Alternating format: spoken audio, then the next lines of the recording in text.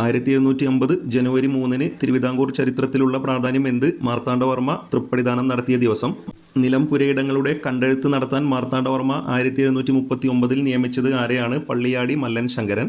തിരുവിതാംകൂർ ചരിത്രം ആധാരമാക്കി CV രാമൻപിള്ള രചിച്ച നോവൽ ത്രയത്തിലെ കൃതികൾ ഏതെല്ലാമാണ്? മാർത്താണ്ഡവർമ്മ, ധർമ്മരാജ, രാമരാജ ബഹദൂർ. തിരുവിതാംകൂറിൻ്റെ തലസ്ഥാനം പത്മനാഭപുരത്ത് നിന്ന് തിരുവനന്തപുരത്തേക്ക് മാറ്റിയത് ആര്? ധർമ്മരാജ. തിരുവിതാംകൂർ ദിവാനായിരുന്ന വലിയ ദിവാൻജി എന്ന് വിളിക്കപ്പെട്ട രാജാ കേശവദാസിൻ്റെ യഥാർത്ഥ പേരെന്ത്? കേശവപിള്ള.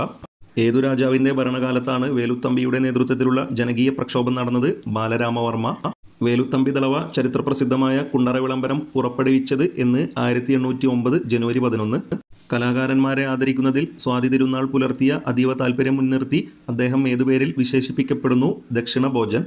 തിളച്ച നെയ്യിൽ കൈമുക്കി കുറ്റം കണ്ടുപിടിക്കുന്ന ശുചീന്ദ്രം കൈമുക്ക് നിർത്തലാക്കിയത് ആര്? സ്വാതി തിരുനാൾ.